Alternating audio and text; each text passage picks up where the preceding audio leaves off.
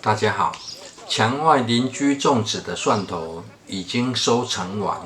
又开始急着种下花生的目的呢，说是可以压抑杂草生长。为了避免长草，甚至蒜头采收前，就有人开始会在蒜头内寄养花生啊。不过除了事情多，也习惯慢慢来就好。在异常天气变化下，目前的菠菜还可以撑场啊。至于一旁的蒜头，则得搭配除草进行采收。而一旁已经逐渐枯萎的蒜梗，刚好可以当作时间参照。生长还很旺盛的菠菜，这个时间点在平地算是很大的成就了，已经算是依照计划让菠菜生长的时间延长了不少。菠菜生长密码算是解读了大半了。至于蒜头不急着采收的原因，是因为种植的土壤并非疏松的沙子土壤，蒜头的根系还很强韧啊，没有自己断根要拔起采收时呢，还得使力，不够省事啊。采收的时间点判断与方式呢，过往的影片已经拍摄过，在大约半年的时间才会再度进行改善种植。这些年因为平地已经很难下雨了，就先从整合除草设施做起。关于边除草边养地，堆草槽的设置更是帮助很大。除了提高除草效率，方便晒干杂草，此处的堆草槽还提供清淤养土的用途。因此，这蒜头采收后也立即补上堆草槽。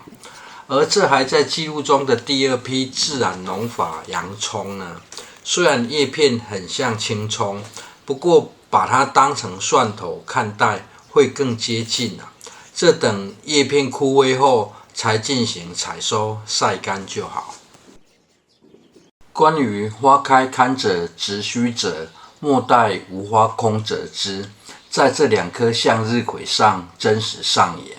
主花的位置早已经剪下，被小孩子带回台南幼稚园献宝。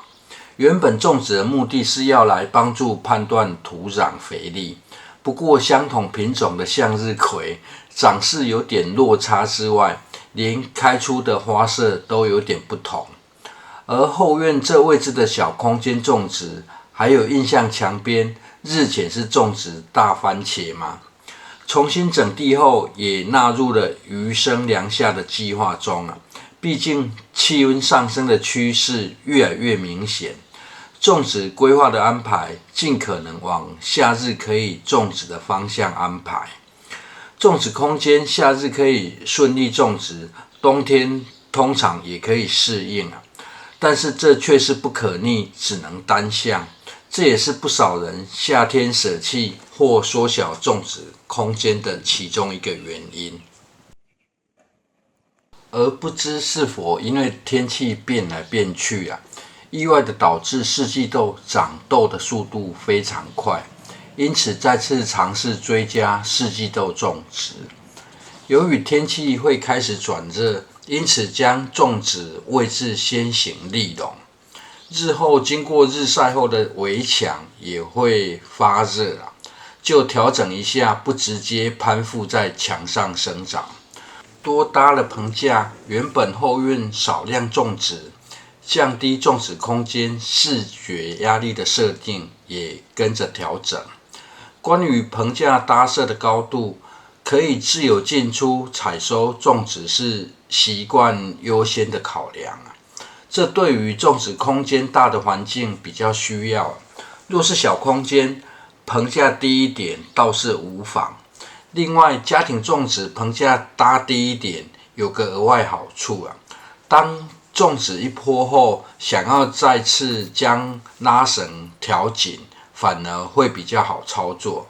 因此，这棚架上的铁丝绑定的方式，有预留轻松解开再次绑紧的空间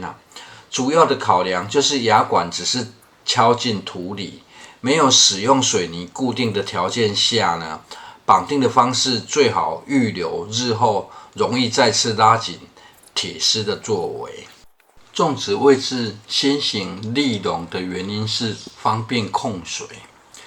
夏天天气热，可以方便快速浇水跟保水啦。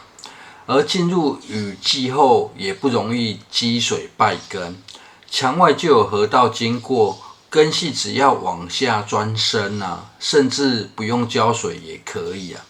而采用事前育苗的好处，可以缩短原地播种所需要的时间，对于只有小的种植空间，更可以有效率利用土地也可以省掉没有出苗还得补苗的麻烦。而另行育苗要在天气热的时候顺利移植呢，只要掌握带起大的土壤团粒，在挖掘幼苗前先浇透水，移植过程与顺利继续生长的时间就可以无缝接轨。也因为幼苗带起的土壤非常大，轻松移植之外，浇水时就可以更加随意，不用担心幼苗出现脱土的现象。而这样立笼的方式种植，除了可以保持干湿分明，清理干净后，也可以减少蝸牛躲藏的空间至于棚架的上方平面，则留给扦插的百香果生长。只是这扦插苗长叶的速度有点慢，单要靠百香果遮挡日照、降低温度，还有的努力影片后段来分享种植豆科作物不拉绳或不拉网提供攀爬需要注意的现象。这是在幼苗期没有帮助攀附竹棍攀爬的动作，出现枝蔓缠绕在下方底部的现象。当过多的枝蔓缠绕在底部后，就会变得不好处理。而当幼苗期有适时的帮助缠绕竹棍就可以很顺利的攀爬往上，享受更多日照。除了可以更加通风之外，也会更方便采收而协助的动作只需要帮忙拉枝缠绕一下竹棍若是风大容易掉落的话，就可以用夹子或绳子简单绑定。